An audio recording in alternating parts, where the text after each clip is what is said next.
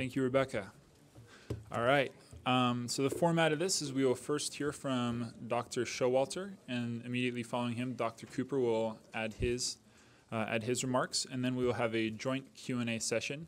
After the joint Q&A session, we will be having an austerity feast, which also proves to be very exciting. So to give you guys a quick introduction of our two speakers today, Mark H. Showalter is a specialist in health economics and the economics of education. He currently serves as an associate editor for the Economics of Education Review. He received a BA from Brigham Young University in 1986 and a PhD from MIT in 1991. Professor Showalter has also served on economic advisory boards for the U.S. government and will have a unique insight on the topic today.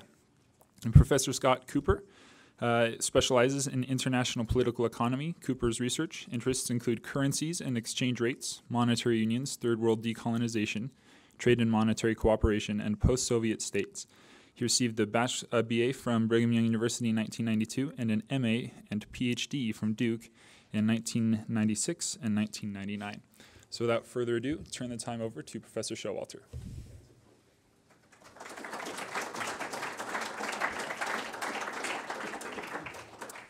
All right, well, I'd like to thank Econ Club and Political Science and the other groups sponsoring this.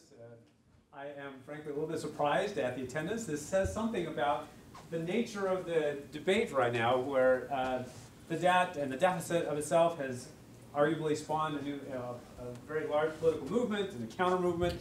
And it is obviously something that is going to be playing a large role in your future, as mostly you are college students now, figuring out how to manage this process and what we're doing now, where we're at. I have this too, sorry. It's getting broadcast throughout the building, and so we need to be high. And it gets video recorded as well, sorry. Really? Yeah. I wasn't warned about this. I think that's my fault, sorry.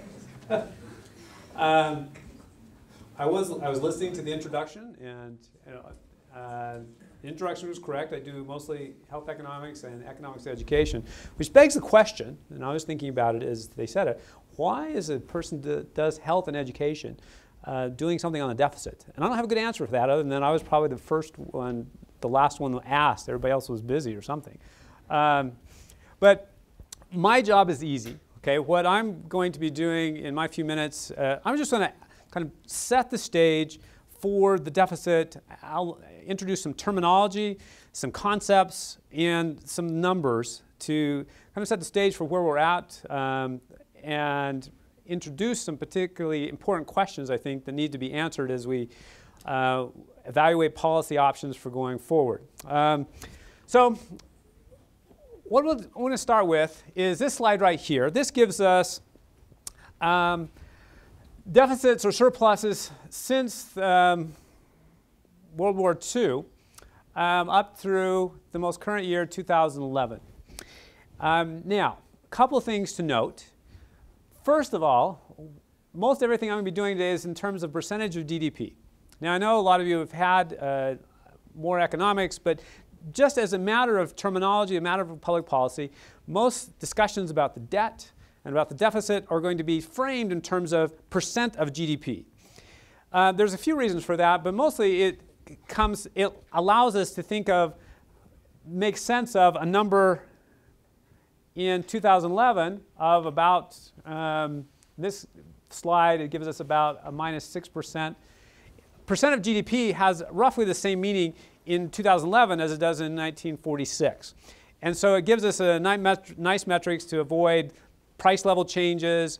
It accounts for the earnings capacity of the whole economy. And so most everything we do is going to be in this metric of percent of GDP.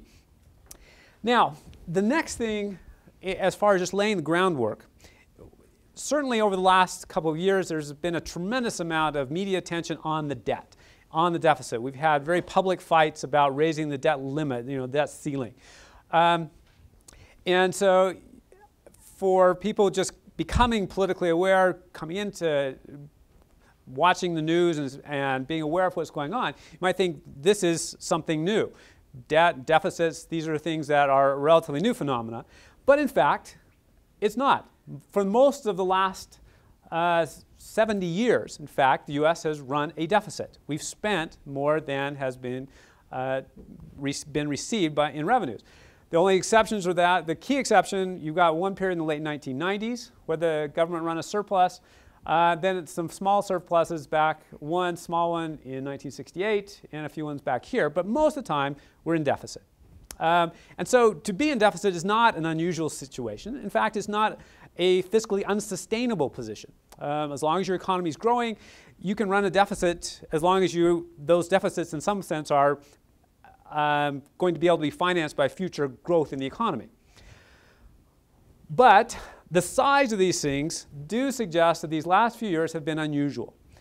Relative to the most recent major recession, 1981, 1982, these numbers are quite a bit bigger, and this difference in percentage GDP translates into a relatively severe loss in economic growth, right? Economic capacity. And we don't have anything comparable until you reach back into World War II and the Great Depression. So the depth of the recession is unusually large and relatively long. Okay? We're officially out of a recession. So recessions are arbitrarily, well, I'm sure there's some rule, but recessions are determined by a group called National Bureau of Economic Research, NBER, and recession was done a couple years ago. But there are lingering implications from that, including the government implications of low tax revenues, high public expenditures. All right, so that's the starting point. What we're seeing is that we've been, for the last few years, running very large deficit, and deficits that are fiscally unsustainable. Okay, so the next one, this is, in some sense, giving us the same information, but now we're adding in projections. So here's our surplus, a little surplus from the era of Bill Clinton. And then these are the deficits. These are large deficits that come concurrent with the most recent recession. I want to point out these two areas right here. And this leads to one of the issues that makes it difficult to sort out government publications. These numbers come from a group called the Congressional Budget Office. This is one of the main sources of information that you'll get in the media about the current fiscal situation of the U.S. They do projections about the cost of legislation. They were the ones that gave projections for the cost of the health care bill. They'll give economic projections. They're the official arbiter of numbers coming out of Congress. When they do projections, okay, for example, when they did the projections for the health care law, the way they work is that they get these numbers from the legislature saying, this is going to be tax policy over the next 10 years. And this is going to lead to so much in revenues and so much in taxes. And so the CBO takes those assumptions, adds to that assumptions about the growth in the economy, interest rates, and things like that. And then they'll go and do projections for the deficit for the government. And so based on those projections, this is the projected deficit up through 2022. Okay? Now, this right here is called alternative fiscal scenario. It turns out that a lot of things that Congress says it's going to do, it changes later on. So, for example, there's a provision that was instituted in 1998 to cut Medicare payments to doctors, because Medicare, the program that pays for the health care costs of the elderly. It's a very expensive program, and we'll talk about it a little bit more later. But Medicare, to try to cut back on the cost to the federal government for paying for Medicare, Congress said, all right, we're going to cut payments to doctors. And so that's what they told CBO, and CBO, they got these cost projections. Well, the first year this came into place, and the doctors were facing a cut in this, they started complaining to the congressman, and they complained loud enough that Congress said, well, let's put it off a year. And so in putting it off, the actual outlay was much higher than had been originally projected. And then the next year came along, and the doctors complained even louder because the cuts would have been even larger, and so they put it off another year. And that has continued until this day. And so there are a number of kinds of things. And so now, if we were to go back and actually impose the cuts that were implemented under the original budget, there would be hundreds of billions of dollars less in Medicare than there actually is now in the current expenditures. Or another way of looking at that, doctors would be getting a lot less now in payments and hospitals than would be the case. And so what the CBO did is this what's called an alternative fiscal scenario. They said, let's suppose that we'll take the things that Congress has never shown backbone enough to actually stand by, like we're going to raise taxes, we're going to cut spending on Medicare. Let's take something closer to what we've seen in historical patterns, and we see a much worse deficit picture. So the key on this is that it's sometimes very difficult to sort out budget numbers based on official projections because the assumptions underlying those are quite variable depending on who's giving you the numbers. And so I think most credible analysts that look at this suggest that this is a much more likely outcome where you have deficits for the next decade in the 6% of GDP range than what the official government numbers are, which are up here heading towards a more stable 2 to 3%. So that's a long way of saying that the deficit numbers need to be taken with some care. What numbers are they using? And so it's an unfortunate position to have to be very cautious about taking the government statistics about future deficits, but it's a fact of life at the point where we're at right now. Now, in evaluating that gap, the difference between the official numbers, this is the CBO projection, the baseline, this dark blue, and this alternative fiscal scenario. The blue part is what happens if the tax changes don't take place that CBO assumed would take place under the baseline scenario. Most of these are Bush-era tax cuts. So tax cuts in the income tax code, tax cuts on capital gains, tax cuts on estate taxes. And when those were initially implemented, they were due to expire in 2010, but Congress extended them for a year, and they've extended them for another year. And if you expect that they're going to continue extending them, this is how much extra the deficit adds in that period due to those extension of those tax cuts. Spending cuts, this is mostly that doctors fix in Medicare, okay? And then you have additional debt service on top of that, okay? So that's just to give you some baseline sense that the deficit issue, as bad as you've heard, is probably a little bit worse because most of the numbers that you get are going to be based on this baseline number, which is deficits running into the future, but credible estimates based on likely legislative future path, and Scott's the expert on this, is the deficit picture is in a range that is fiscally unsustainable. So there's a couple of key points that I'd like to harp on here. One is that there are actually two key elements to remember when you're talking about the debt and the deficit. The deficit that we've seen has been this long-running phenomenon. We've had this for a long time. But there has been this small but growing problem over time in that the promises the government has made through entitlement programs like Social Security and Medicare and Medicaid that exceed the projected possible revenues that the government can collect in taxes, right? That has been in place for 30 years, and the problem is now, it has been growing and was projected by analysts 20 years ago to start really being a serious fiscal problem in the period we're living right now. And so there's been a large, what was called a fiscal imbalance that predates the current recession.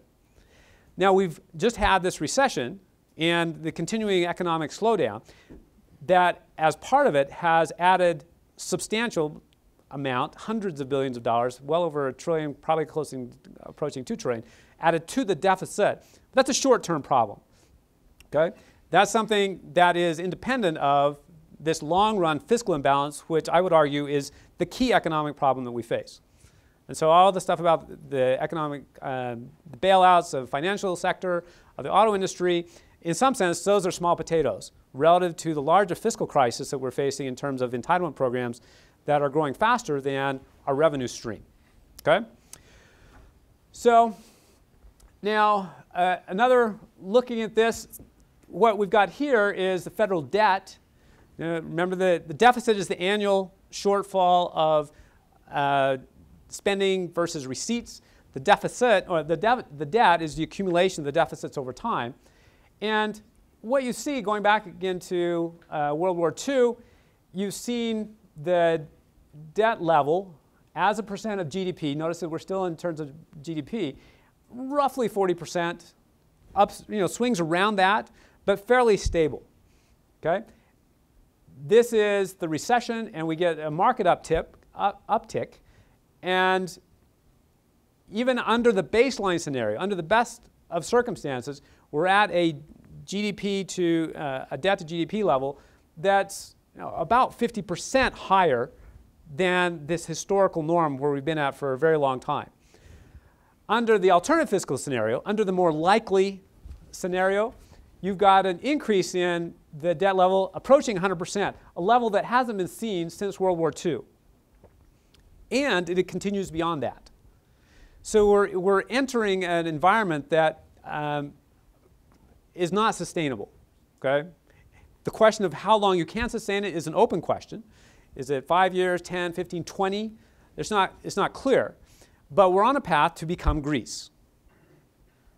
And I don't say that facetiously. Greece is in a position right now where they do not have fiscal resources to pay their promised benefits to federal workers and as far as their social safety net. And they're facing dramatic social unrest. The U.S. is on the same kind of fiscal position, fiscal situation, because of these underlying long-run trends. Okay? And so this is the first, this is one of the key indicators is debt to GDP ratio. Okay? All right. So I've taken more time than I expected to this point, so I'll quickly go through the last parts of this. This gives the outlays. Okay, so this is expenditures. And expenditures over the last 40 years or so has been somewhere between 20 and 21%. Again, ups and downs depending on the business cycle and other things going on in the economy. But with this most recent recession, we've had what looks to be a substantial uptick. So outlays have increased, and so right now, these numbers, at the highest level, we had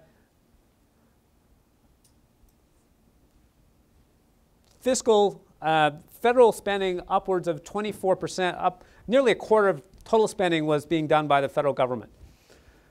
Now, under the alternative fiscal scenario, that continues, that we had a slight decline as the economy is assumed to get better, but then it starts going up, being driven by these entitlement programs. Again, okay? The decline is from the economy picking up steam and doing better. Now, this is what I would argue is kind of at the heart of the difficulty that we face as a country. What this does, this is outlays, again, percent of GDP, outlays by category, and we've split the category up in three categories. We've got discretionary spending. These are things that the government could cut if they wanted to, right? This would be Department of Education. This would be NASA. This would be public parks. You can get rid of these things just by a government law saying we're not going to do this anymore. Those discretionary expenses have been on a fairly smooth, there's an uptick here, but a decline over time, and that's projected to continue to go down. Discretionary means you have some choice. Now, the other big part of the budget is this mandatory expenditures. These are entitlement programs like Social Security and Medicare. Those have been on a slow upward trend, big spike here. This is largely having to do with payments for unemployment, insurance, and other things of that nature that are automatic stabilizers. But then the mandatory expenditures are going up, and that interest is going up.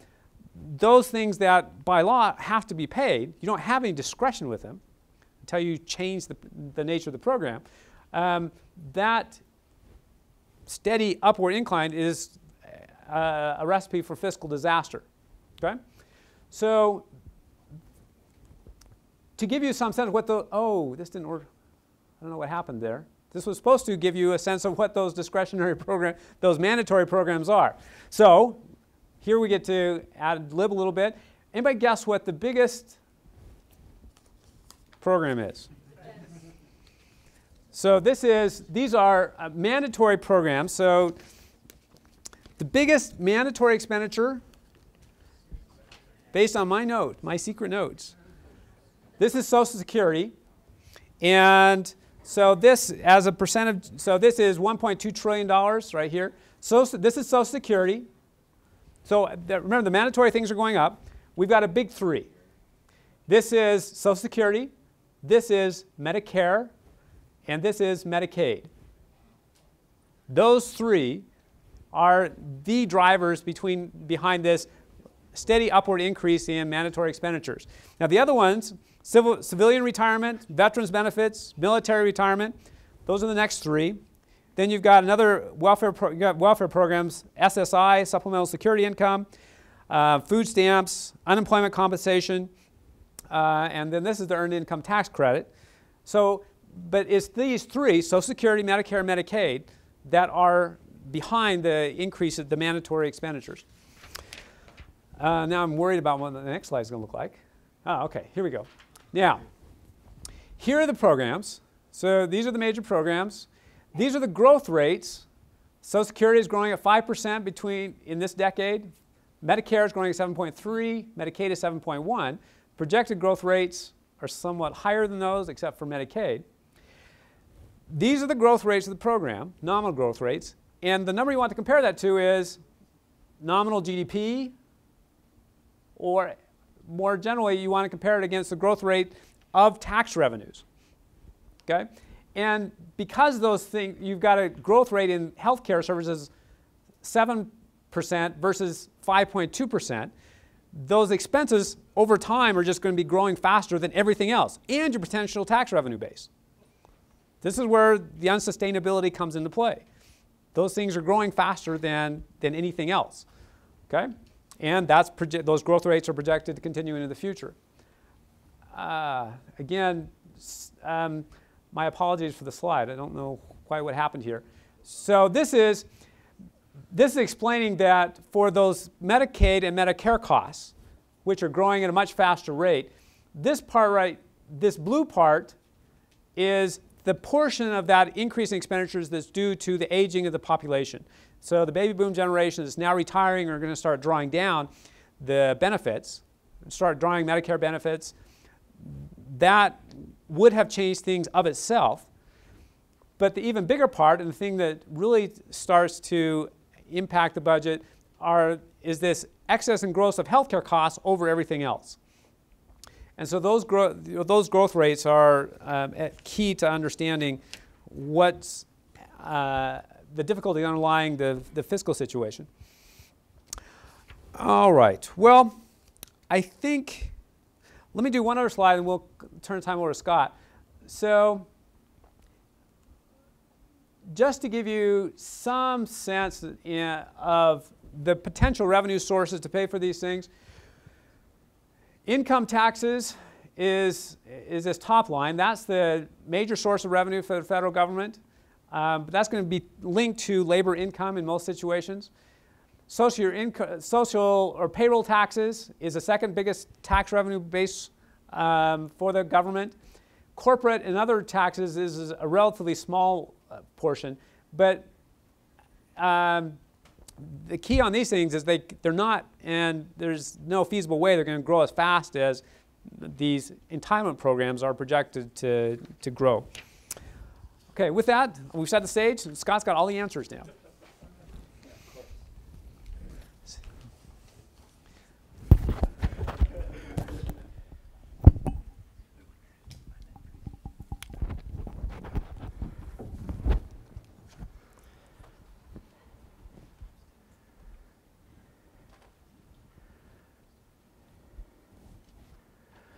All right, welcome.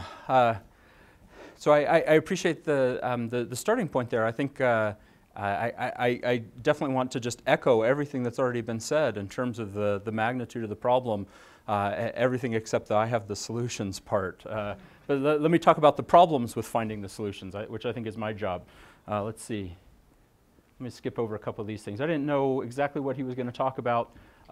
We could say something about where the debt is held. This has international implications, which is kind of my area of interest. There's currently $14 trillion of U.S. debt. Much of it is, about a third of that is debt from one U.S. government fund to another. About a third of it is debt held by U.S. residents. About a third of it is debt owed to foreigners, which has implications for our relations with foreigners. Also, debt does not include some other obligations like potential payments for Fannie Mae and Freddie Mac, drawdowns dealing with the housing industry.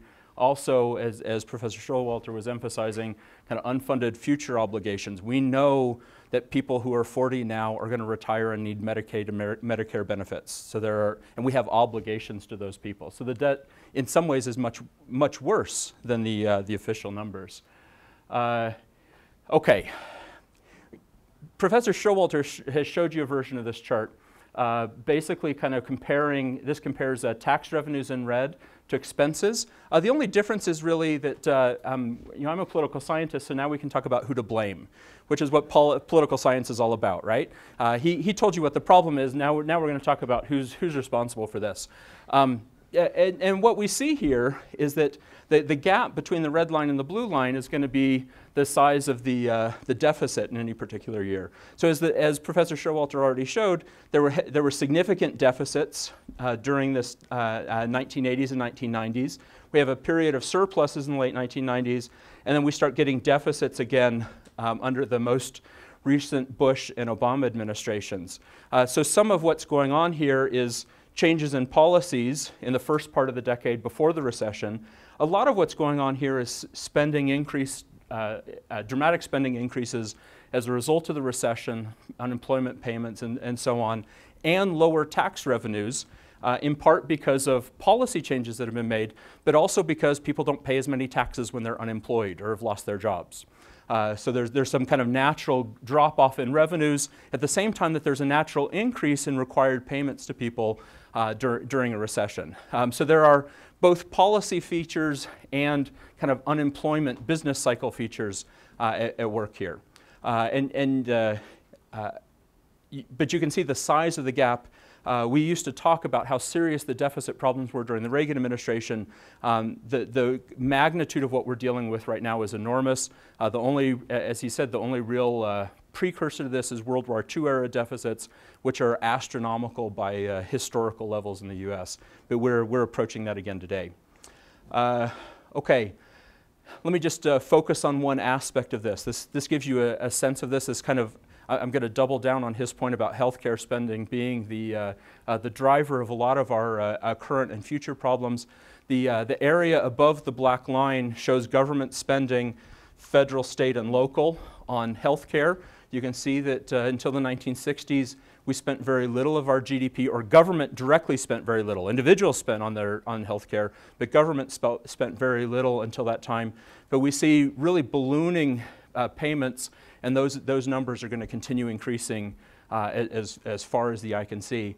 And notice that we're talking about 6-7% of GDP suddenly devoted to healthcare spending by government, compared to 1965, where less than 1% of GDP was spent on healthcare. That's a huge change in the budget position, and it's something with kind of ongoing implications. Just the one confusing thing I think on this chart is the blue part. The blue part represents government transfers from the federal government to the to the states and the localities. So really, it's the above the line part that represents total government spending. If you're looking at the blue line, you're kind of double counting a little bit. Okay. This is another way of making the same point. What this shows is the effects of, in the white are the discretionary programs, and then the entitlement programs and interest in the colored lines. You see as those continue to grow, this is kind of projecting out a little bit further than Professor Showalter did, but the entitlement programs and the required mandatory payments swamp any kind of reasonable projection of what taxes can pay. right? Unless you want to do 50% taxes the way, say, Sweden does, or 70% taxes, those entitlements become a much bigger problem in the future.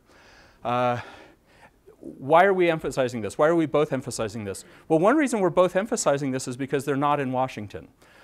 There's a lot of debate in Washington right now about the politics of debts and deficits, but mostly they are not talking about the longer term problems that both of us are emphasizing here.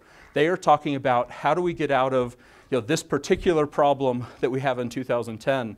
They are not talking about addressing this massive growth in mandatory programs over the next 20, 40, 50 years throughout, well, your lifetimes, right? This is a problem that's not going away in your lifetimes.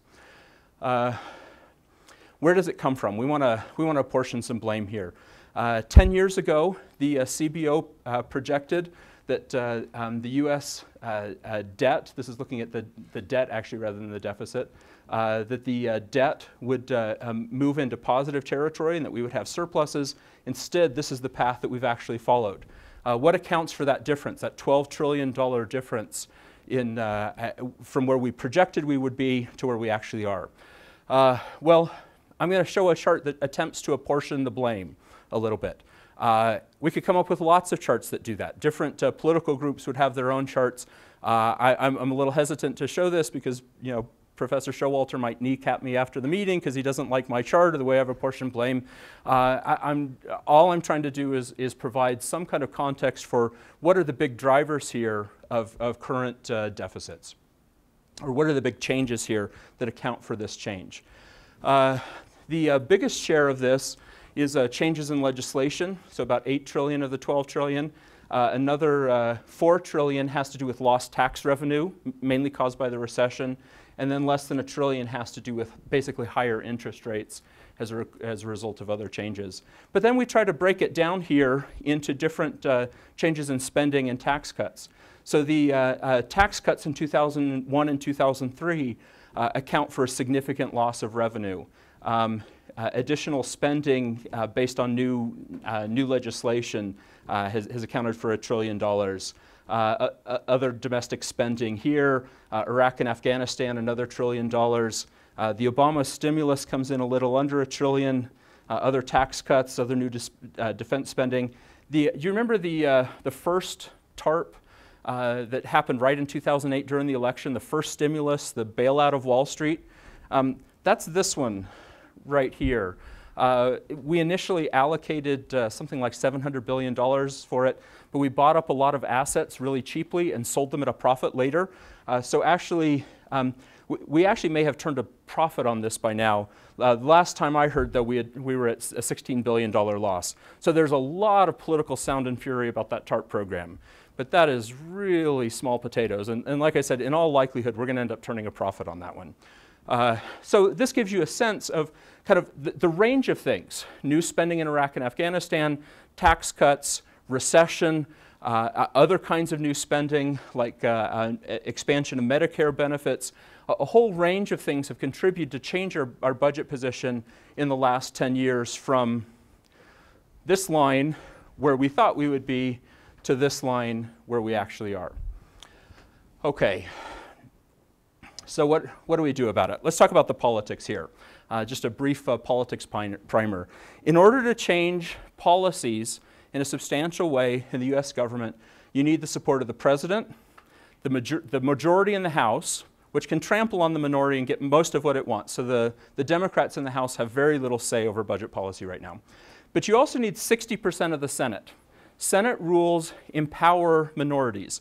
It's very rarely the case that either party controls 60 out of 100 votes in the Senate. So that means that you usually need the support of the majority party in the Senate and at least a few defecting members of the minority party to switch gears. So in order to pass some kind of change in budget policy this year, you need the support of President Obama, House Republicans, currently heavily influenced by Tea Party representatives, Senate Democrats, who I think you could say are currently not very influenced by Tea Party representatives, and also some Senate Republicans. So there are really 4 veto groups here to make any significant changes. So if we're going to address any of the problems that we've raised here in terms of fixing short-term debts, deficits, or long-term debts and entitlement programs, we have to get all 4 of those things to line up. How often is that going to happen? Not very often, right? Our system of government was built for gridlock. It was built to not respond very quickly to changes, and it takes a very large number of things to line up before all of these groups can agree. So what are some of the options under discussion for dealing with our problems? Well, one solution would be tax increases. We could raise taxes. President Obama would like to raise taxes, especially on either people making more than $250,000 or more than $1 million. Many Democrats, in fact I would say most Democrats in Congress, would be happy to go along with this. On the other hand, Republicans tend to think this is idiotic. Most Republicans are unwilling to go this route. There are some Republicans, a few in the House and more in the Senate, who are open to some kind of higher taxes as long as it's packaged with enough other things. There's potentially a little bit of wiggle room there, but in general, tax increases are a huge problem because the Democrats and the Republicans' positions are so far out of whack. A related issue would be allowing the 2001 and 2003 tax cuts to expire. This is really the difference between the CBO projection and the, what was it called, the actual fiscal prediction, alternative fiscal scenario on Professor Showalter's charts. But the 2001 and 2003 tax cuts are not going to expire. The CBO is right. That's insane to believe that that's going to happen for similar reasons. Even the Democrats don't want these tax cuts to expire. They don't want to be seen as raising taxes effectively. By allowing a tax cut to expire, you are, in a sense, effectively raising taxes. So even Democrats don't want to allow those to expire on people making less than $250,000. Again, though, Democrats would be happy to allow some of these taxes to stay, especially the taxes on wealthier people, but Republicans have the same objections to allowing these tax cuts to expire as they did to raising taxes in the first place. Spending cuts. This is always kind of an obvious place to go. We want to cut spending, and this is something that Republicans, especially Republicans running for office who aren't actually in office, talk about spending cuts all the time as the big solution here. The problem is that there are relatively few kind of programs that are just easy and obvious to cut. We may have a little bit of help here over the next decade just because we've been spending so much on Iraq and Afghanistan that defense spending is likely to come down just because of the end of the Iraq and Afghanistan wars. Even that, though, is controversial, and there are Republicans who are complaining loudly about any cuts in future defense spending. But the idea that there's some kind of mythical pool of government programs that are widely unpopular that you could just easily cut and save trillions of dollars, it just doesn't exist.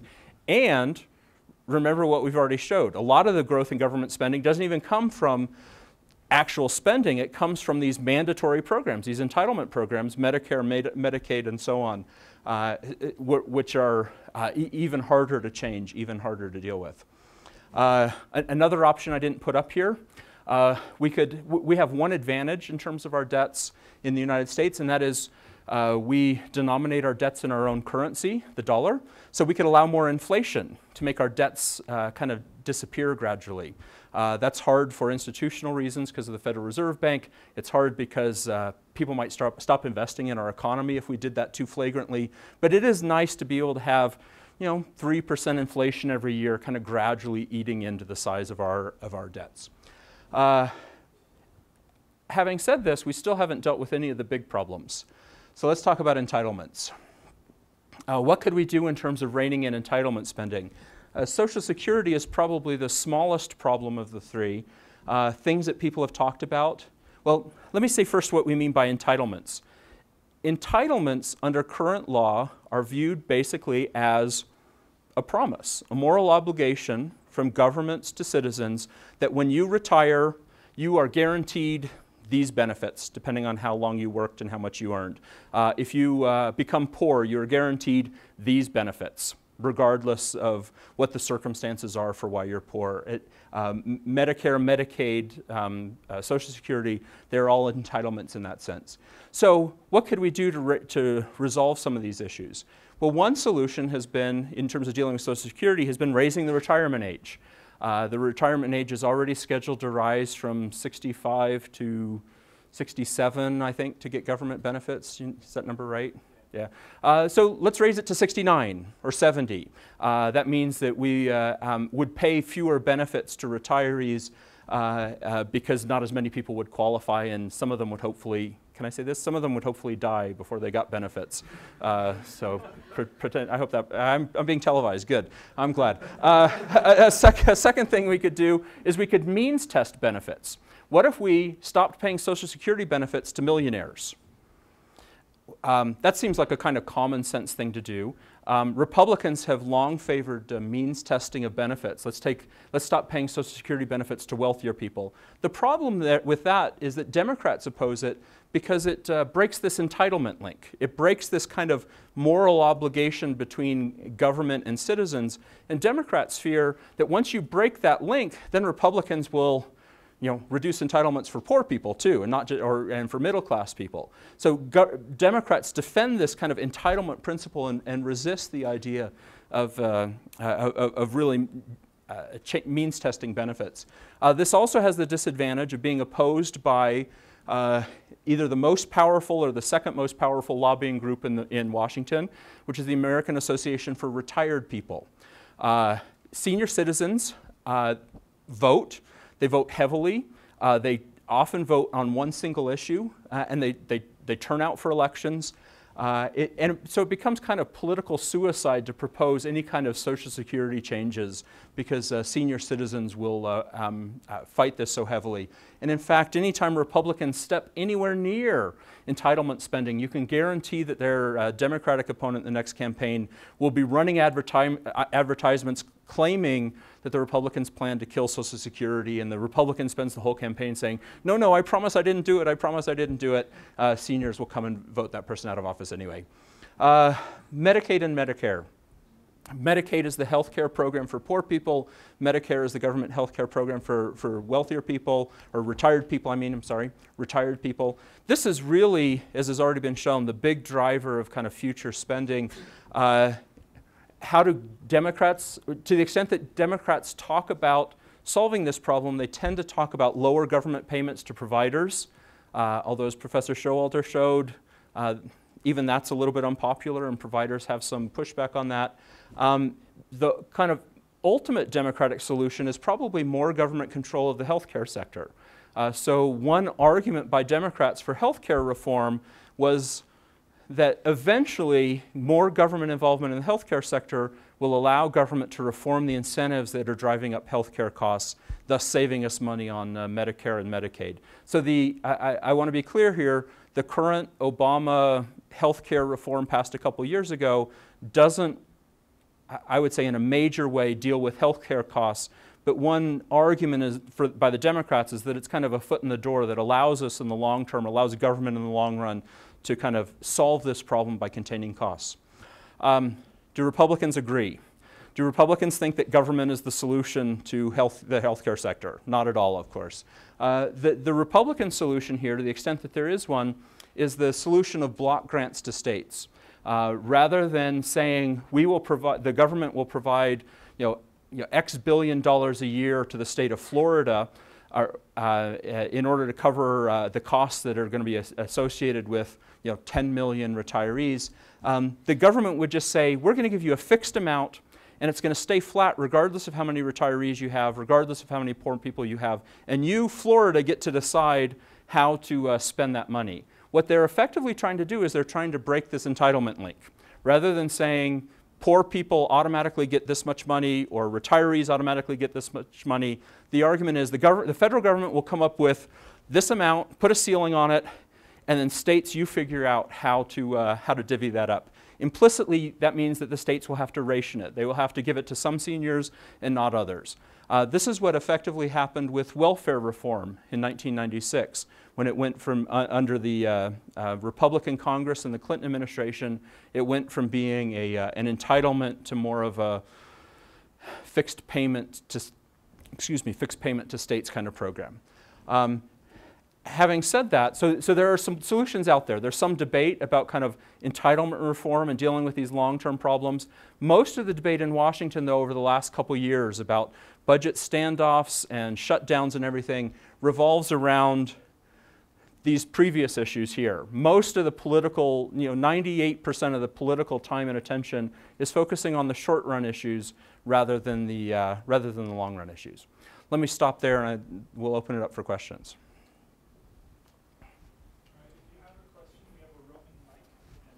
Matt can take it to you before you ask, so we can get into the recording. Hi. My name is Taylor. Hello. Hi. Okay, there you go. My name is Taylor. I'm an econ major.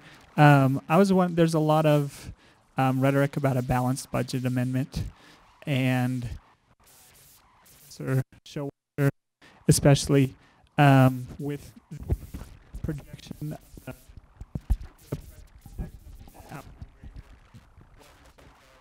balanced budget amendment would restrict the opportunity to spend what needed, or do you think it's necessary to avoid projected outlays exceeding revenues, or what do you think about that? Okay, so the question is about the feasibility of a federal level balanced budget amendment. Given the games that are obviously currently being played with budgetary limits, we see the graph, the difference between one set of assumptions and another set of assumptions. It's difficult for me to believe that any balanced budget amendment could be written sufficiently well to actually balance the budget. Definitional problems there. This is, there is an active debate on what kind of balanced budget you ought to do from an economic standpoint. But even aside from that, were you to try to write a law that would be able to constrain politicians to do things in a particular way, I don't see there being much hope that you could write a balanced budget amendment that would do anywhere close to the intent, just because you can define income and revenues fairly arbitrarily. You can define it over certain time horizons. And so I just don't think that's a really great solution to any of the current issues.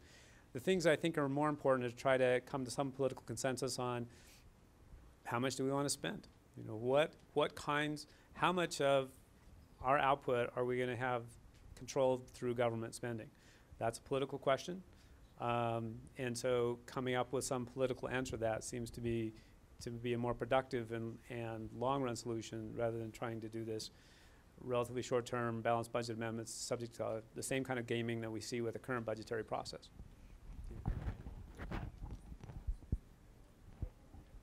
Okay, cool.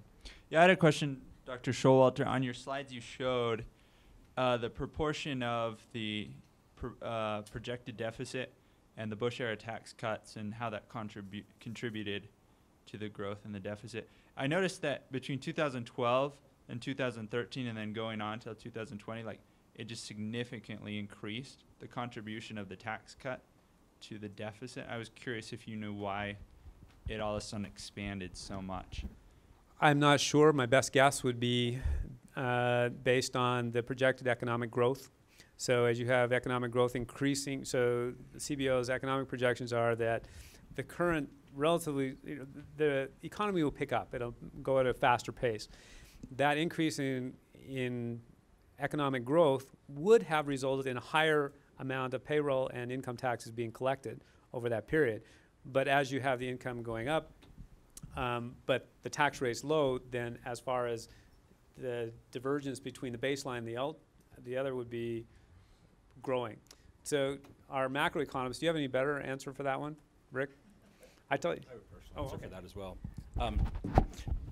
Part of the reason is also politics. We were talking about accounting gimmicks that you can play. when the Republicans passed these 2001 and 2003 tax cuts, for accounting reasons, they limited them to be to only apply for 10 years. And that was to kind of make it so that it looked like there was less of a debt problem in passing these in the first place. So a lot of the tax cut differences that you're seeing in those CBO slides are the differences that the CBO has to assume under the baseline projection that those tax cuts are going to be allowed to expire in 2010 or 2011 or 2012. Realistically, that was never going to happen. The Bush administration, the Republicans always knew that some future Congress would feel compelled to keep those tax rates low. So the only reason they were instituted as temporary tax cuts was to kind of reduce the deficit hit in terms of the scoring of deficits over the long term. But the big difference, I think, in the blue bars in those graphs you were looking at is all of a sudden is the CBO assuming under current law that those taxes are going to be raised automatically at the end of 10 years, when in reality the alternative fiscal scenario is much more realistic. There's no chance of those taxes being allowed to be raised. Not even the Democrats want that to happen. So in part, it's just an accounting gimmick. Do you have anything to add, Rick? I have a question. No, no questions. You don't know the answers. Yeah. This is definitely for you, I think. So.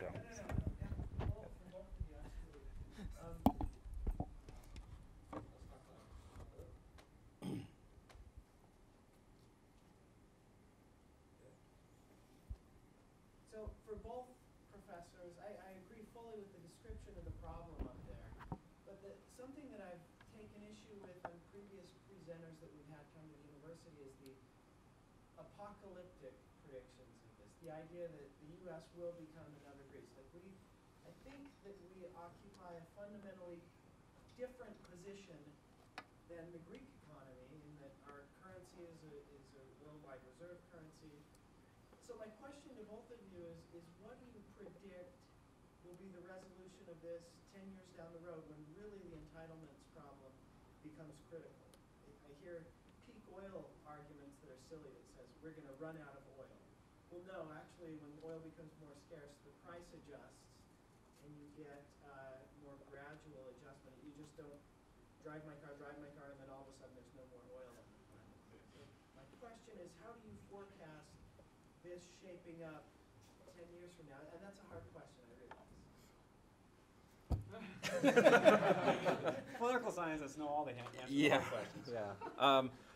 I guess, well, first of all, I agree with the premise here that the U.S. has resources here and that keep us from being fully a Greece. And so one of the kind of obvious solutions is natural growth in the U.S. economy over time. The U.S. economy is fundamentally much healthier, more robust, more technologically advanced, more productive, more dynamic, more likely to grow over the long term than Greece. So to some extent, and Professor Showalter emphasized this, budget deficit or debt as a percentage of GDP for the right reasons. One way you get out of that is by growing your GDP, and the U.S. economy will naturally grow, and that will account for some of these issues.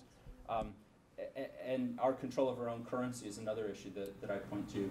At the same time, I think, well, I don't see us as a future Greece. I don't think we can take for granted that our international reserve currency status, for example, stays forever either. I think kind of lingering fiscal problems that we fail to address will continue to erode international investors' trust or confidence in the U.S. currency. So you're likely to see increasing international pressure on the U.S. in terms of maybe reductions in investment, declining value of the U.S. currency. So that external pressure has to increase. As far as a kind of domestic forecast, I think that the most likely answer is that the U.S. will continue to try to muddle through. I don't think we're likely to see any kind of grand solutions or grand strategies. The U.S. political system makes it extremely difficult, even for a kind of highly motivated person to kind of jump in and change the whole system. There are relatively few cases of that in American history of kind of fundamental shift. We saw that to some extent in the after Kennedy's assassination and Lyndon Johnson's re-election landslide, or in the Depression with Franklin Roosevelt. But I think to really address some of these things kind of in a serious way, it would take that kind of political shift, which is, I mean, I guess they come around occasionally, so I can't say they never happen, but they're pretty few and far between and impossible to predict. So in the meantime, I think we're likely to see deficits getting worse and both sides blaming each other about it. Probably doing some things, but not doing enough, and hoping that over 5 years we've done enough little things to keep from getting to a much worse scenario. So there's a truism that what can't continue won't. We've got a spending path that's growing at perhaps a quarter to a third faster than reasonable tax revenues. It cannot continue indefinitely, and how you can predict when that becomes a critical situation where bondholders are no longer willing to buy more U.S. bonds is anybody's guess. U.S. currently is in a very fortunate situation in that, as dire as I would view the long-term economic situation for the U.S., other countries are in worse situations. And that I would include China in that group as well. So you've got very difficult economic circumstances facing all governments around the world. But the fact, and so that makes us a reserve currency, so we can have the odd situation where we can have a debt crisis in the U.S. saying that our debt has been downgraded, and that leads to lower interest rates for us to have to pay because we're in a moment of uncertainty, we're still the safest investment on the planet. There is no guarantee how long that will last, though. So U.S. is since World War II, the U.S. has been in a very fortunate situation. It has been the strongest, most stable economy in the world, and so when there are situations of financial uncertainty, U.S. can sell its debt at a very good price. But we're on a path that cannot be sustained, and because of the gridlock, it's difficult to figure out how you transition to be able to address those kinds of problems that mathematically just can't continue without some kind of Greece-like crisis forcing the hand of the government, where outside bondholders, probably precipitated by some outside event, some outside shock, saying, okay, we're not going to buy up any U.S. treasuries unless the interest rates get doubled or tripled. And that has all the effects going on to currencies and other kinds of things. When that happens, who knows? U.S. is in a relatively strong position compared to other countries. And so we will have the benefit of watching what happens when Greece mismanages their situation, or France, or Japan. And then we have the opportunity to change. But I just don't see, I think the dire warnings are perhaps a long-term time off, but this current situation is unsustainable. And you have to, and given that we can't figure out how to change things incrementally, then the only other option is to change things precipitously based on events that you can't control very well. But I'm an economist by training. It sounds like a more pessimistic one than even you. I was actually going to ask pretty much that question that was just asked, kind of what would your forecast be. Something I thought was interesting was your comment about how the welfare entitlement was resolved. Do you think that there's much probability of a similar solution happening in 10 or 20 years, or? Well, the only political equivalent that I can see, well, we need some fundamental change that has to do with entitlements and would likely have to do concurrently with changes in the tax code. The last time we had some major alignment of the planets, where there was a substantive policy change, was during Reagan's era, where they fundamentally overhauled the tax code, and with a bunch of other things concurrent with that. Something like that is possible. There are potential political gains to both parties to come up with some grand bargain that both got. Professor Cooper and I are not new in diagnosing these kinds of problems. These are well known. They're well known by the politicians. They're well known by all the policy people in Washington, D.C. It's a very difficult political issue to deal with. But because everybody knows that there are these potential gains, if you could sort through both the tax code issues and the entitlement issues in one grand bargain, there might be some opportunity there. And you see hints of it. For the first time ever, people have raised Medicare reform without being chopped off at the knees. Paul Ryan raised it, and he's still talking about it as a viable presidential candidate. And you have other people who are talking seriously about the issues, and they're still staying in political. They're still staying in the political discourse. Yeah, although it helps that Paul Ryan has a safe seat and very, very little chance of being opposed. If he were running for president, I'd be curious whether he was still saying it. I think, but I agree. Well, he has modified it. Yeah. He modified it from his first. There are potential gains there. So the Republicans would like a tax reform that lowers taxes overall while raising taxes on some wealthier individuals, for example, might be acceptable to Republicans. Simplification of the tax code like we saw in 1986. Yeah. So, I mean, there are precedents here, but they're hard to predict and they don't come along very often. Okay. We're going to have two more questions and then we're going to break for our austerity feast. So, just a quick question to both of you guys. We talked a lot about the federal deficit. What about states' deficits as well? What impact will that have? California is a huge economy, but they're running a deficit as well.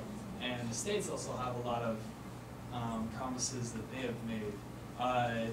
Given that the federal is kind of constrained by this deficit, if a state goes bankrupt, what are the implications of that, and where do you see the effects of that on the deficit and on this problem? I'll give you that one first.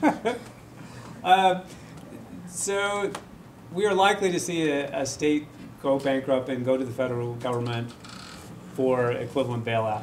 And so that states have the U.S. as a backup, in the same way that Greece has the EU as a backup.